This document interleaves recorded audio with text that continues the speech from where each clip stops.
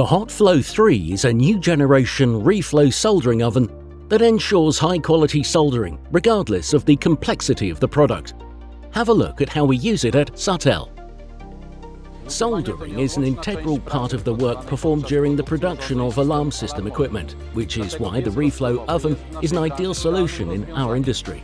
With this device, the soldering process is fast, repeatable, and of course, precise. What does reflow soldering look like step by step?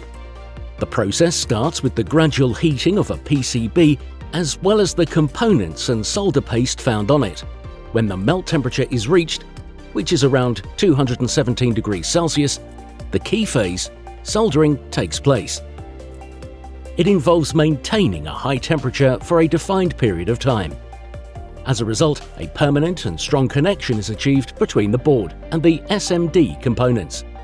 The actual soldering is followed by a gradual cooling process. The whole procedure takes up to 5 minutes. While the reflow soldering process itself is automated, skilled workers are required to verify that all components have been soldered correctly. Our specialists assess the correctness of the soldering using an automatic optical inspection system.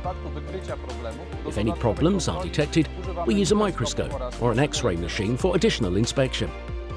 At SATEL, concern for the environment and the health of the staff is just as important as the quality of our products. The latest line of ERSA HOTFLOW ovens offers low energy consumption and an efficient, state-of-the-art pollution filtration system. This definitely fits into the healthy habit of saving energy, caring for the environment, and for the health and safety of the people on the production floor, which we have been practicing for many years. Consistent implementation of cutting-edge solutions and technologies improves both the efficiency and manufacturing repeatability of SATEL devices. All the investment projects we make are aimed at creating reliable and high-quality products. SATEL, made to protect.